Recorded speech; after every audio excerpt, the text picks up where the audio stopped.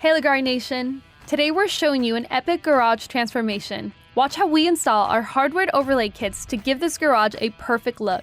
The owners wanted the floors to match their home gym and some new equipment. It turned out amazing. If your space needs an update, visit our website or check the description below to get your kit today.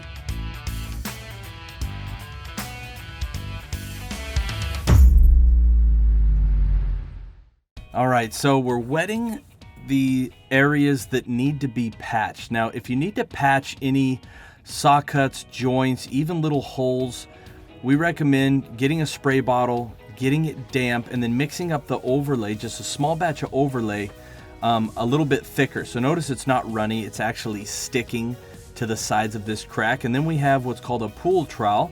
This is a pool trowel, and we're just sliding it back and forth inside the crack to create like a little wall there, and then we're just pulling it over the edge. Very easy to do. There's not a lot of skill to this, and you'll be able to patch it very easily.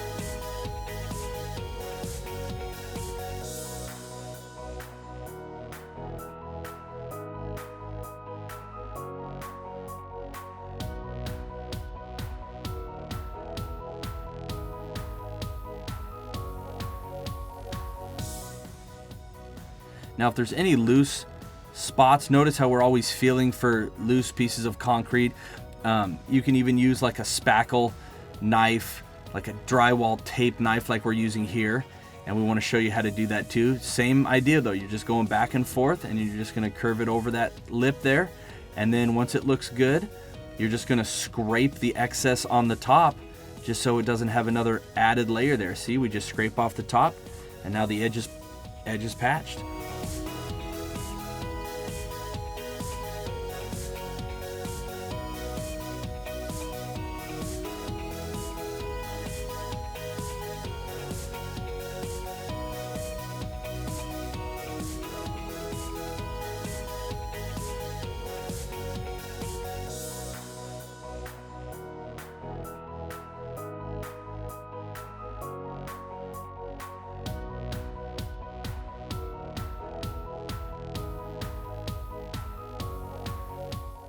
Okay, now we want to show you how to tape off a garage, or really anywhere, but this is a little unique to a garage. We want the coating to kind of go where it's right underneath the garage door. So what we do is we tape off the edge of the inside seal when the garage door is closed, and then we're going to open up the garage and we're going to move it in about a 1/2 inch. We're just going to hold tape on each side. A person's going to hold tape on each side near each track, and then we're going to lift that garage door up. We're going to move it in about 1/2 inch. That's the easiest way to make sure that your coating falls directly under the seal when the garage is closed, so you don't see anything outside, and it looks like it's completely finished inside. So notice we're just off of that tape about a 1/2 inch.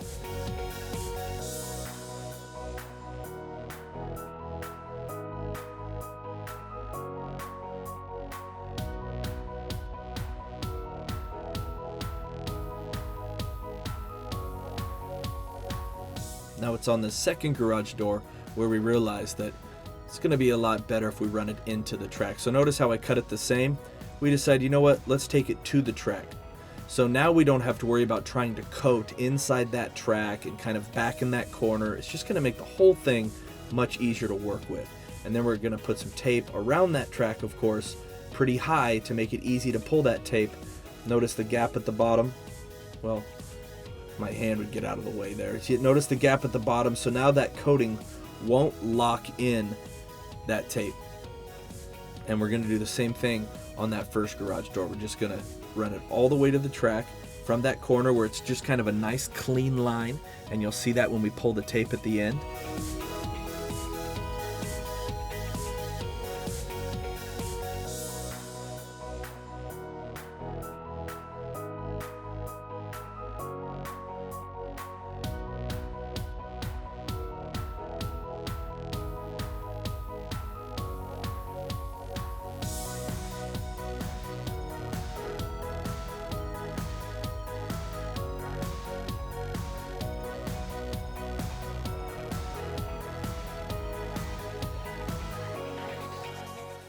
Okay, here's all the tools you're gonna need just to do a fine saw cut. So we have safety glasses, ear protection, respirator, little blower, and a little angle grinder from Home Depot with a small 4-inch diamond cutting wheel. Now this seems more intimidating than it is, but really that blade is going to spin where it's kicking. If you hold it like that, it's going to kick dust back at you. So we like to actually use a blower to keep the dust away from us, or even a vacuum to suck up the dust. But what we're going to do is we're just going to cut starting at the middle right along the tape. Now why we're doing this is because it acts almost like rebar for the coating. That coating is going to go down into the concrete about 1/8 of an inch, and then when we pull that tape, there's no risk of it chipping up at that end because it's going down into the concrete. So it's just kind of a trick of the trade here. So we have somebody with a blower and they're blowing the dust away. Now again, this seems more intimidating than it is. Obviously you have safety glasses and a respirator.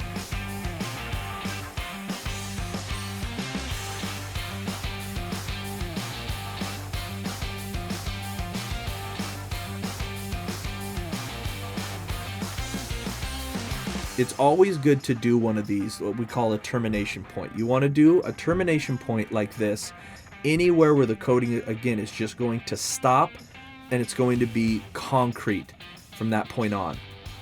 This will ensure that it doesn't have like a trip edge or it doesn't want to chip up on that edge.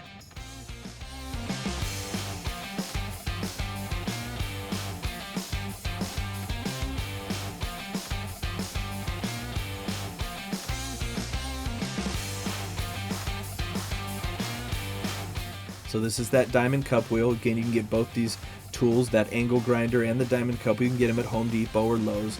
They're pretty inexpensive.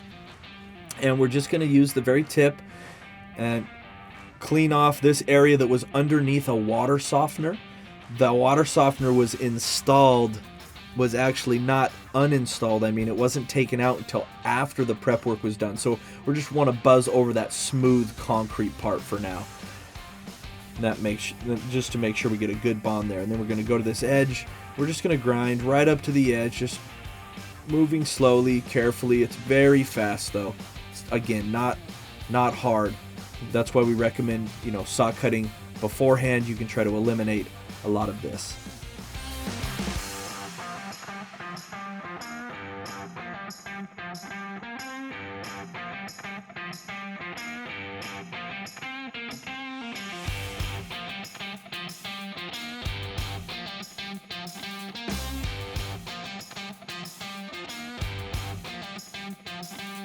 The other thing we're doing is we have some patches, and those patches that we did with our texture coat, we're just saw cutting through those all the way so that they're not bridging that gap.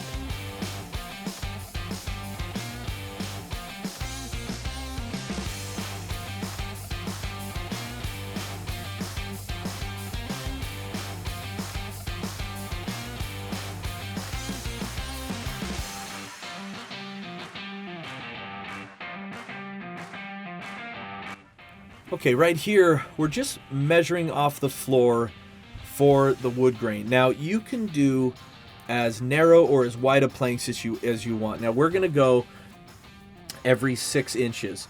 Now, every 6 inches, I'm just going to make a mark on each side of that room.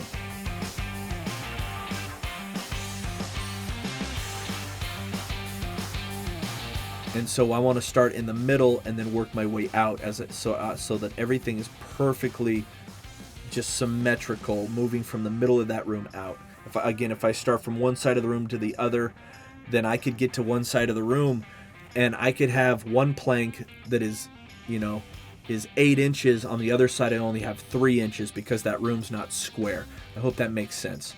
But this is the way we recommend doing it anytime you're doing wood grain. And if you have any questions, just contact us and we'll kind of give you some pointers on that or recommendations. Okay, now we're going to get the filament tape out for the wood. What's nice about this tape is the tape has fibers running through it so you can pull it tight. So we're going to pull it across this entire project. And we recommend a razor blade, a couple razor blades. We like this cheap yellow one that just kind of holds a razor You can get those, I think, at Lowe's or Home Depot. And one person's just going to hold that tape sticky side down. The other person's going to walk across. And you want to pull it, and you want to put it on one side of that line. So you're going to be in agreement here. That's the line, and we're gonna both say, all right, we're going to put it on either the side closest to us or farthest away from us.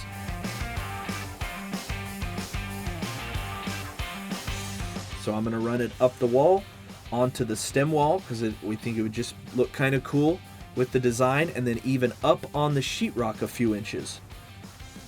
Just like that. I'm just going to set the razor on it and then just pull the tape, and it'll cut it very easily. And then we want to make sure you step on that tape. That's key. You want to step on that tape.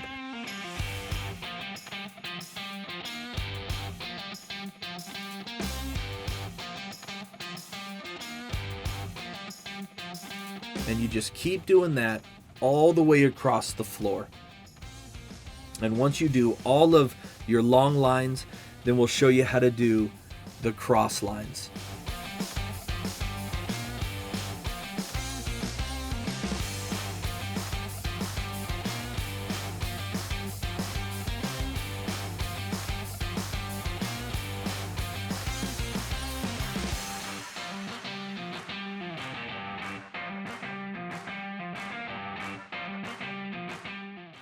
Okay, now we're going to be doing kind of our cross marks, the marks that are running perpendicular to our long lines. Now, there's no rhyme or reason to what I'm doing here except for we want to make it quick. We don't want to be here all day, and I want it to look natural. So I don't have any planks that I think should be 3 feet or 2 feet. I want decent sized planks, anywhere from 4 to 6 feet. And what you're going to do is you're actually going to ignore the saw cuts on the floor. They're going to kind of bug you, but you just got to realize that in the scheme of this design, when you're all done with the floor, the saw cuts don't matter.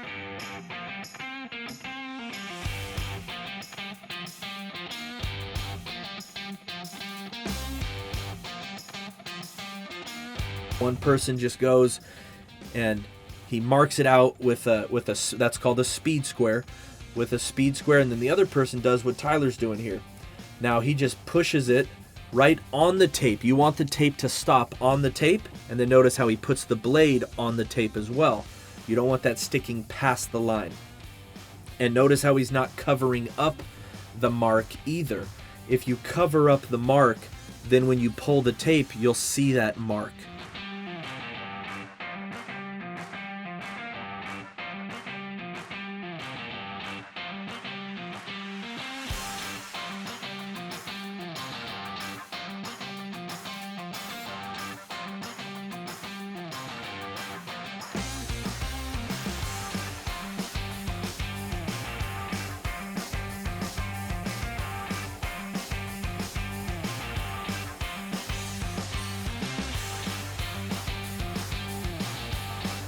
Okay, so we're pushing down the tape. It's important, if you can, that you actually roll over the tape. So this is a Marshalltown. That's the brand, Marshalltown rubber roller. We just taped it on the end of one of our poles so we didn't have to bend over. Again, if you don't have access to one of these or you don't buy one, that's fine. Just walk over the lines a couple times just to ensure that they're pressed down really well. It's just vital that they're pressed down really well.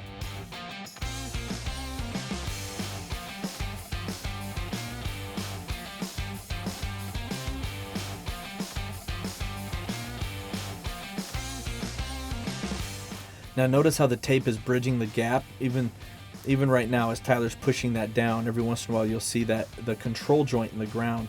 We're actually going to cut that.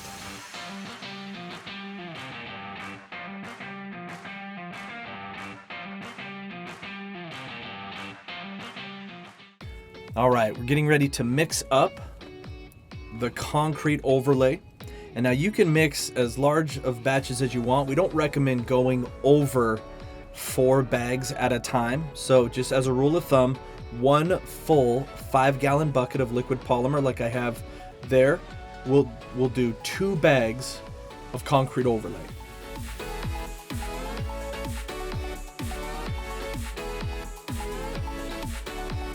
Now you're gonna pour half of it in the garbage can, and then just grab your electric mixer. We recommend a low RPM drill, and we're gonna just mix that up because there's some polymer that does settle in the bottom. So we're gonna just mix that up a little bit and then dump the rest in. You wanna wear a respirator, of course, and we recommend having a couple people for this part.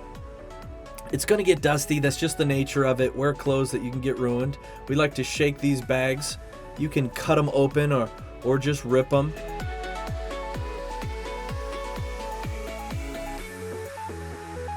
And then as somebody's spinning the drill in that garbage can, somebody's gonna pour in the bags slowly. And you can get that metal paddle wheel. You can get that at Lowe's and Home Depot in like the tile section or the concrete section.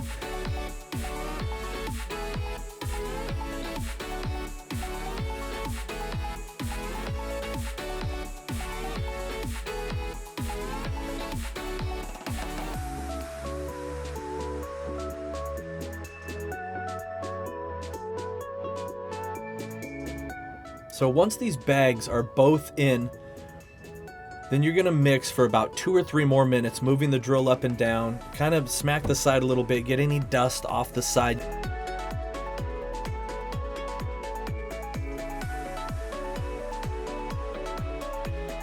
You're gonna mix it for a couple more minutes until there's no more chunks, and then just rinse that drill off. It's not gonna hurt the yard, it's not gonna hurt plants, anything like that. So don't worry about that.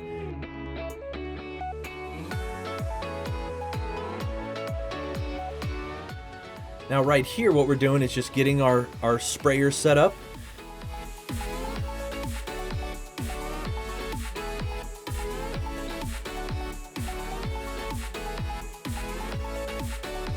Now I'm going inside and we're pre-hydrating. And notice what I'm trying to do is just avoid the tape.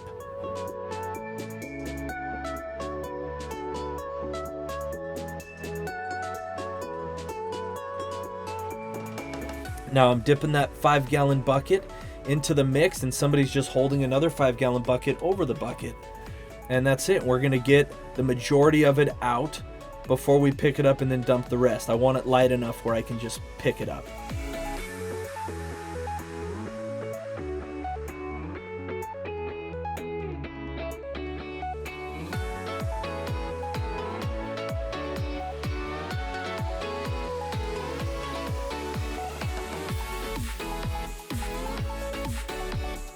So we're just rinsing off this 5-gallon bucket that we dipped in there really quick.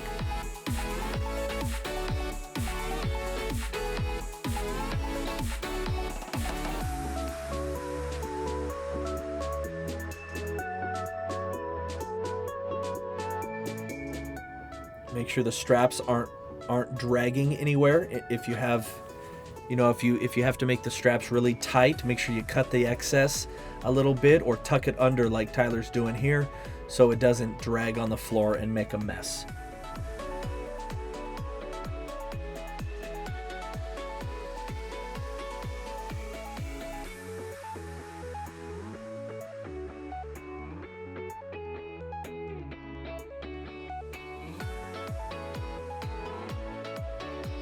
So the first thing we want to do is we want to work from the wall to the outside of the garage. And the first thing we're going to do is just try to get it out about 1 foot to 1.5 feet.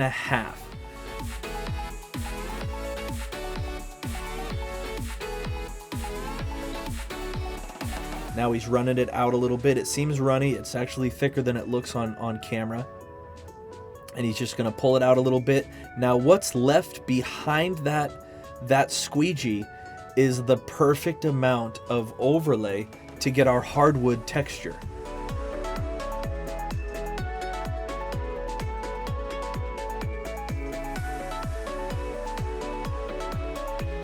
So we're just pulling the excess and we're just leaving this big pile about 1.5 feet out of the wall.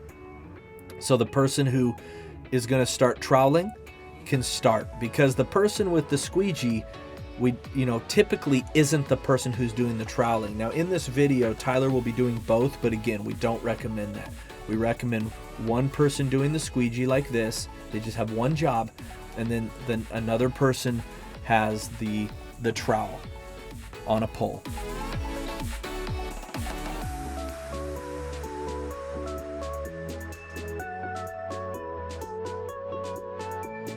The whole wall, all of the stuff has been pulled away from the whole wall. So now we have this pool trowel, and you're just going to hold that pool trowel flat. That's it. Now that has an adjustable handle. It has a handle that can kind of bend and move a little bit. It has some angle to it. And so you'll notice all he's doing is he's following the lines on the ground. He's just running it parallel to the wall. And the size of the crushed marble in our mix and the way that the pool trowel is just curved slightly on the edges makes for a perfect wood grain pattern. And you're just going to hold that pool trowel perfectly flat. You're not trying to bend it. All you're doing is trying to keep it perfectly flat and just running it back and forth on the ground. Now he noticed that it was kind of too thick in some places. There was some really big wood grain and puddles, and so he wanted to get that away. But notice how beautiful that is. See how it's just kind of pulling, and he's just going absolutely straight from wall to wall. But you want to try to keep the pattern going with the wood planks as best as possible. And the reason why is because that's going to give you the wood look. If you're going across the wood planks, it won't look as natural. It won't look very good. Now you're just moving over about another foot, and then you're going to do another section.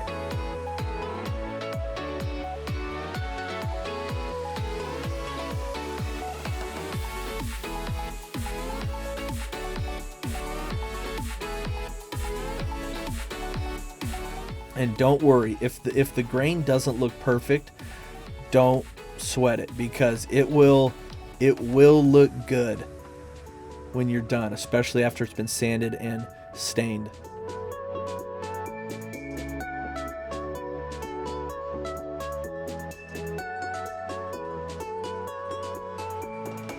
Notice how the hydration almost never stops. And the key to hydration is that you want it damp, but you don't want it puddling.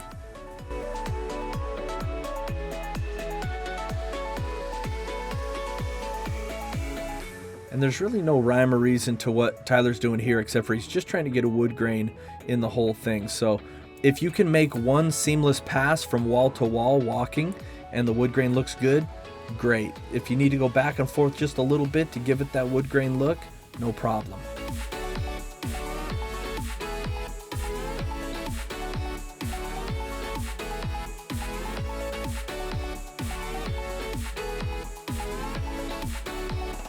See, notice how I'm pouring a bead right on that edge, and it's because I noticed that there was no concrete overlay on that edge, and it's a big no-no. You don't want any concrete overlay to be thin on the edge. You always want there to be a pile, because the moment it goes thin, that concrete starts sucking all the moisture out of the mix, and then it gets hard. So you always want a pile there, because it's hard for the concrete to pull all of the moisture out of that pile. It gives us a lot of working time.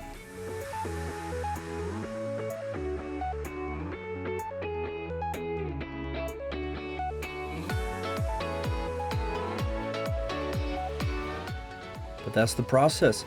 I'm just going to move all the way out of this garage, and you can do it any way you want. You can do it at a 45-degree angle. You can put your wood planks down at unique angles, and you just follow the design of the wood grain with the trowel. That's the key, is you want to run this pool trowel the same direction as the planks.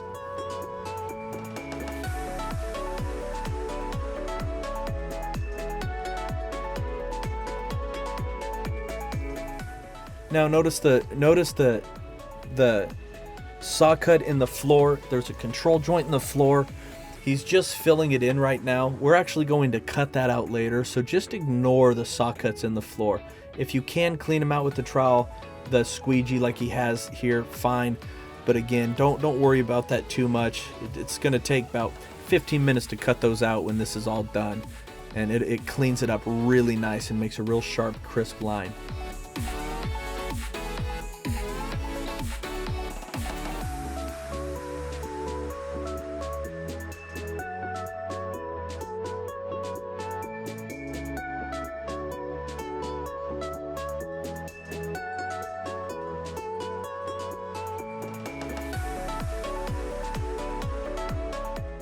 All right, now we're gonna put plastic up all around the garage because part of this system, this process, is we actually spray some stain. So we wanna make sure that we plastic off everything, and just as a rule of thumb, just remember, whatever doesn't have plastic on it and whatever doesn't have tape on it will get stained. So we like to put some tape just on the wall, and then when you pull that out, it actually goes pretty long. And so you'll tape the top and then you'll tape the bottom, and you'll see how easy it is, especially when you have multiple people.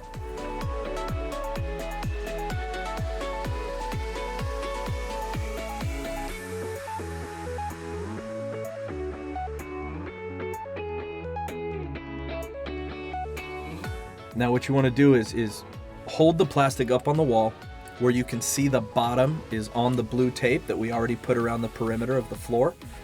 And then you can just tape the plastic to that tape, and now everything is completely sealed.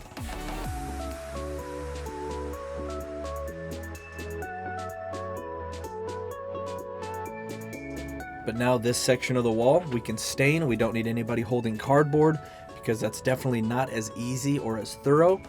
And you can stain freely and move quickly. This part right here is worth all the work. So we're just gonna do that around the whole garage here, or any room. If you're doing this in any room, same principles apply, of course.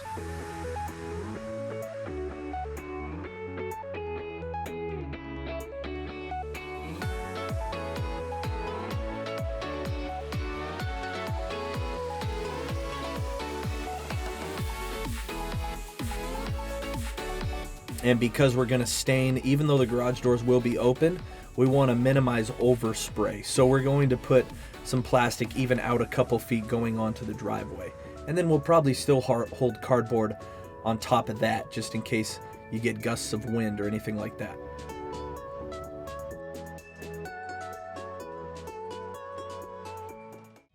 All right, so here's everything you need to prepare the stain for this hardwood. So we have a pump-up sprayer. That's actually from Ace Hardware. We like that pump-up sprayer the best. We have an electric drill there, a screwdriver, a Leggari pigment, and a stain. And then we have some isopropyl alcohol. You will need 2 gallons of 91% or higher isopropyl alcohol. You can get that at Lowe's, Home Depot, or Sherwin-Williams if those guys don't have any. We're gonna mix up the Leggari stain without anything in it. So we're just gonna grab our electric drill, just mix it up in case anything has settled in the bottom there. And then once we've done that, we're gonna open up the Leggari pigment with a screwdriver, and we're gonna dump that in after we shake it up, of course. We wanna shake that up really well.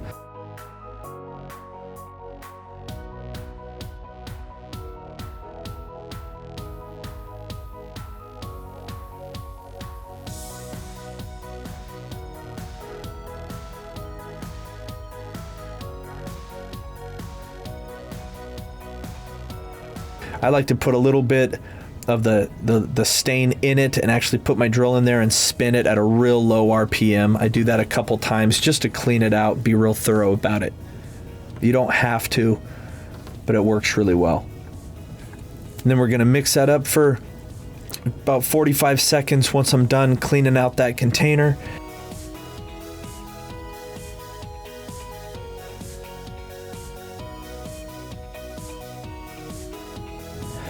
Now we're going to add 2 gallons of the isopropyl alcohol.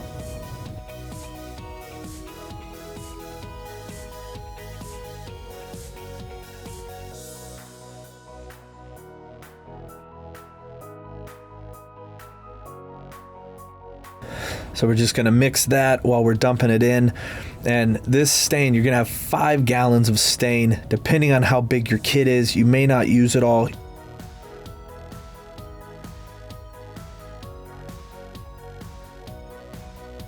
So once we add this 2nd gallon of isopropyl alcohol, we'll mix it for about, another 30 to 45 seconds, and then it'll be ready to go.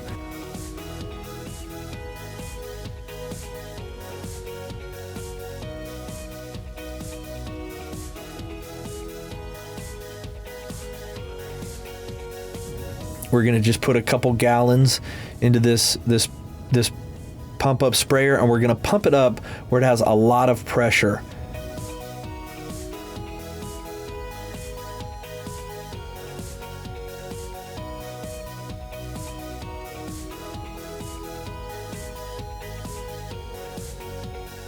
And you're going to pump it up really, really heavy.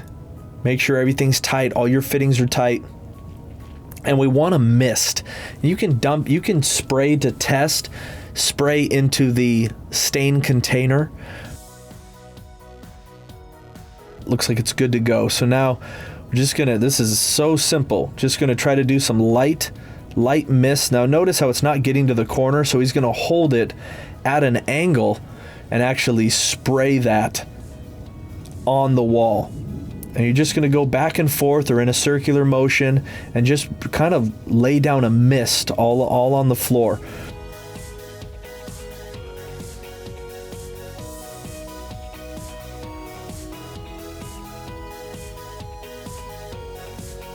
Now he opened it up a little bit. It's not a crazy mist, so he could get a little more of a stream out of it, and he's just trying to hit the perimeter, everything that's tough to hit with that stream, or sorry, with the mist. He's just hitting really quick. He's getting the whole perimeter.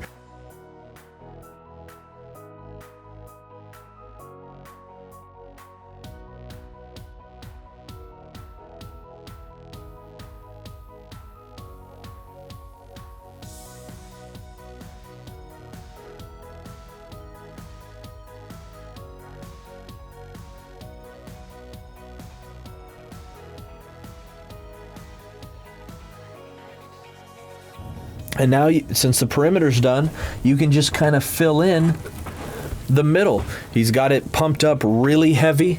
He's got a light mist, and he's just kind of overlapping a little bit in a circular motion and just going back and forth all the way across that floor.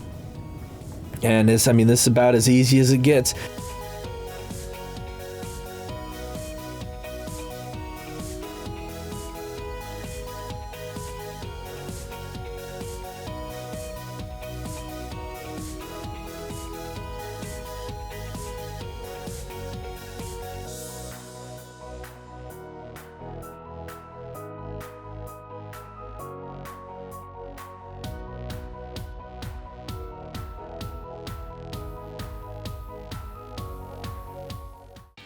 Alright, so we're using 80 grit sandpaper, and this is a low RPM floor sander. You can rent these at almost any rental place.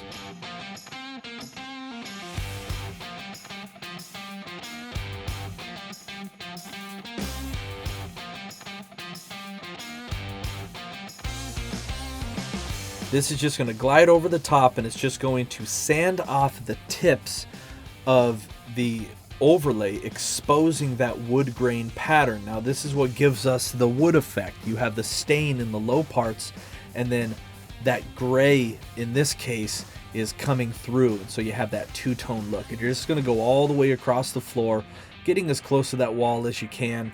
And then don't worry, we're going to sand the wall perimeter with a palm sander with 80 grit sandpaper on it. So this whole process is very fast.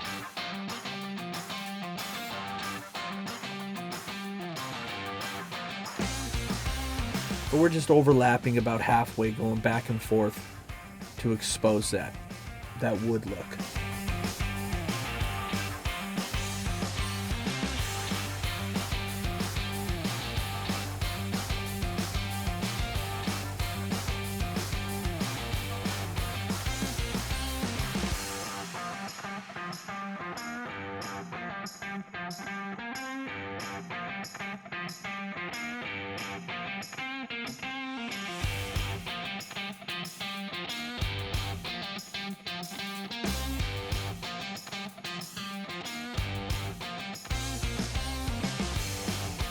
Alright, once you've sanded, we recommend you just go around with the shop vac and kind of a squeegee attachment and just start sanding it. And you can even start the sanding process before the person's sanding is done, or you can wait till you're completely done and vacuum the whole floor. That's fine.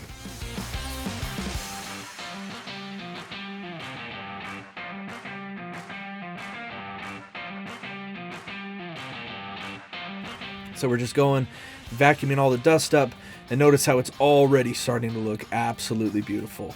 Haven't even sealed it yet. Now he's going around, he's getting really close to the edges, around the garage door sensors, around in the corners. And if you can't even get in with the machine, just take the sandpaper off. Just sand it by hand a little bit. You don't need to sand a lot. You're just trying to sand off the tips.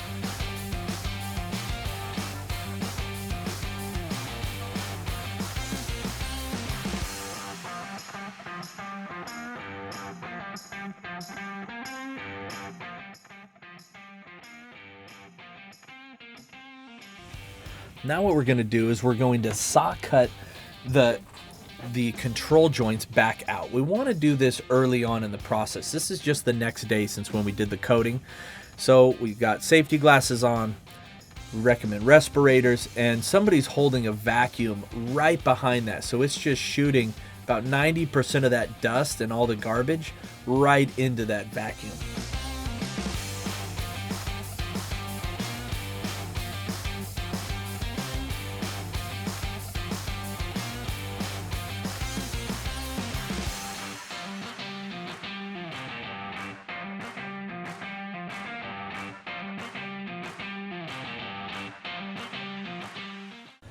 All right, now we're just pulling the plastic. Now the easiest way to pull plastic from these walls is to just pull all the plastic off the top, and then it should pull off of the bottom fairly easily. And then we'll just go and we'll pull that last final strip of tape off the bottom of the wall.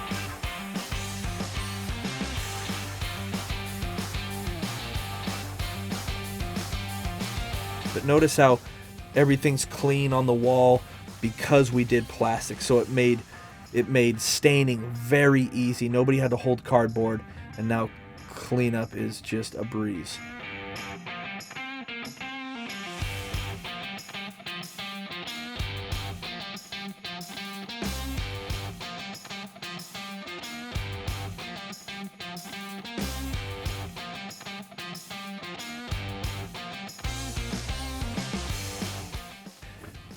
Okay, so now we're going to pull the tape on the floor, and you're just going to locate those up on the wall. It's one of the reasons why we put them up on the wall, because notice how they are just completely gone on the floor. You'll never be able to find them. I wouldn't say never. It's very hard though. And you're just going to begin to pull the tape all the way to those cracks where we made the cuts. And then if you want, you can get down and look for those cuts on the other side, or you can start on the other side of the room and pull off of that wall. This is a very satisfying part of the project.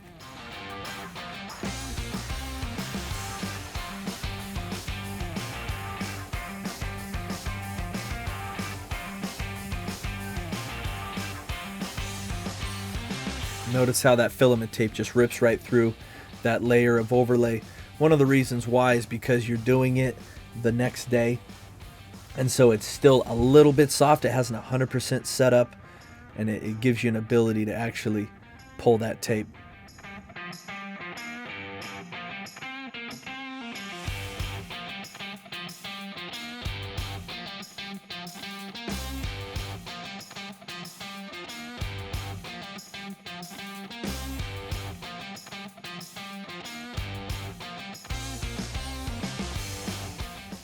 And then in the process of pulling those, because the cross members, the smaller lines going sideways to create the plank width, because those are laying on top of these lines, you just got to keep an eye out for when those pop up.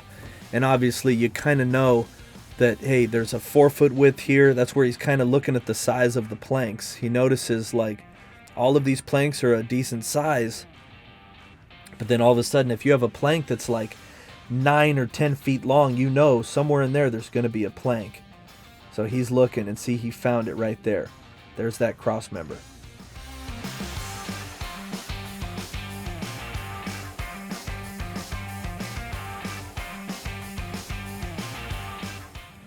Then once you're done, we recommend just blowing out all the garage, the whole garage, because obviously we want to seal this floor, and this is an interior floor, so we recommend the urethane on interior floors.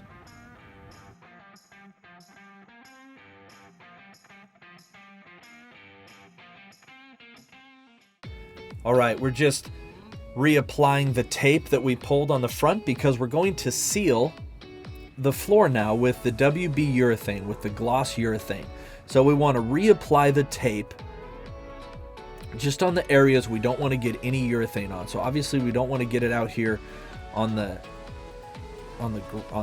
concrete outside of the garage. So we're just going to reapply the tape in those areas. Now I'm not worried about the tape on the rest because we're going to cut it in with a paintbrush, but we want to hit that with a roller. That's why we're putting it there.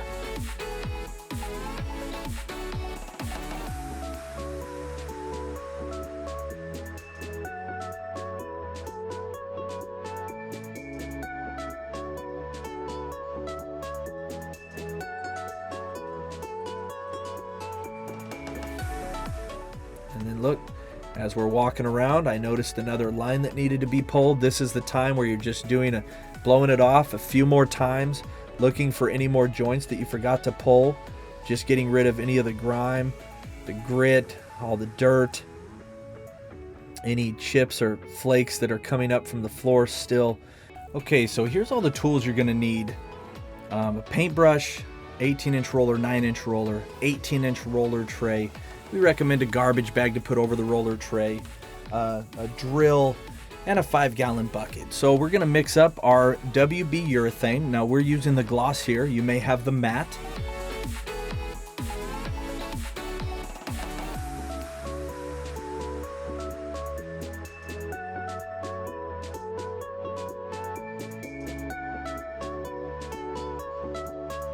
What you want to do is pour both of your Part A's into the bucket and then both of your Part B's. I'll show you that here in just a second.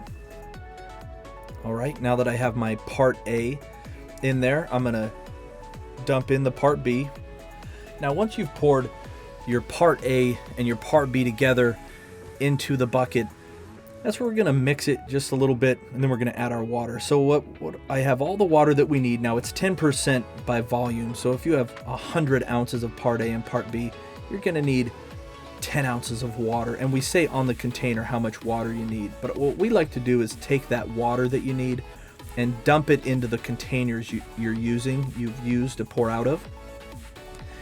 Just because we like to get any of that material out that's still in there. We like to use all of the material if possible. So just pour some of that water in there because we have to use that water in our mix anyways, and just dump it in there first, and that'll rinse out all the additional Part A. Kind of makes you feel good.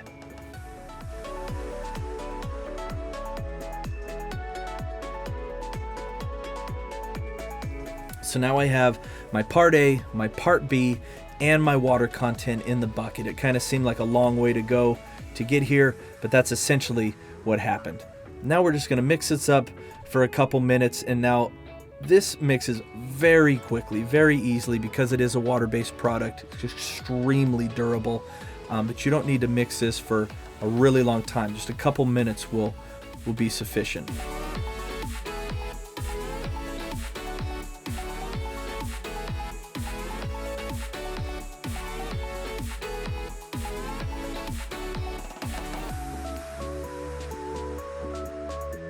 Now what we like to do, because we like to use these 18-inch pans a lot, is we just put them in a commercial grade garbage bag.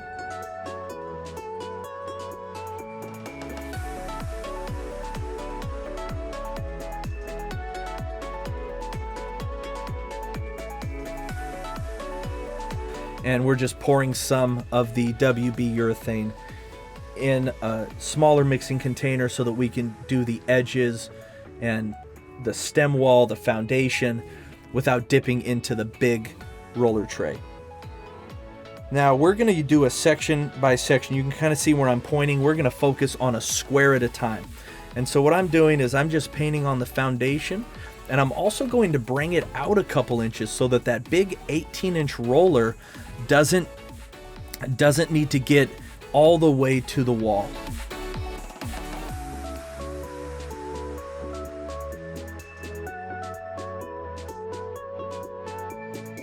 And by default, because I'm using a brush, I'm actually getting the product on the wall thicker than normal, even if you would have rolled it.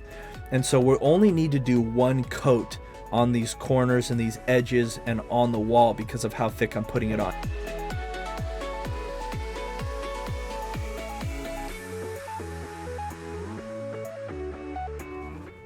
We also recommend knee pads. So yes, if you're wondering why I'm kneeling on concrete, it's because I didn't bring knee pads. Very smart move. But notice how he doesn't need to get right up to the edges now. And the second coat is just like the first coat. So what you see here, you'll just do on the second coat. And as a rule of thumb, you want to apply that second coat within 24 hours of the first coat.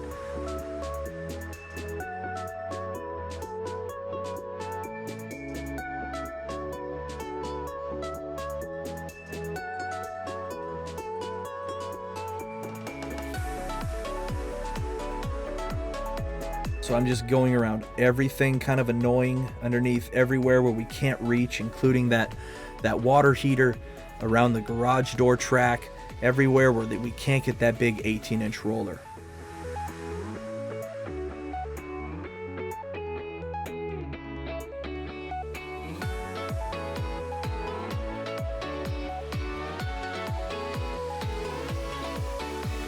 From unsealed to sealed. It kind of looks white, but it will go clear very quickly.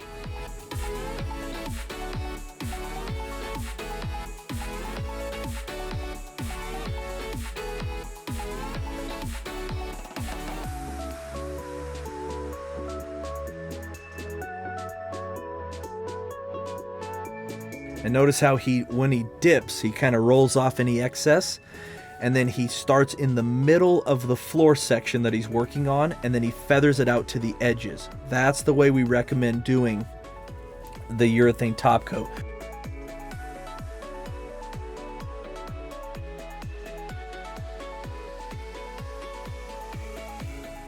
And look how beautiful that is. Absolutely beautiful.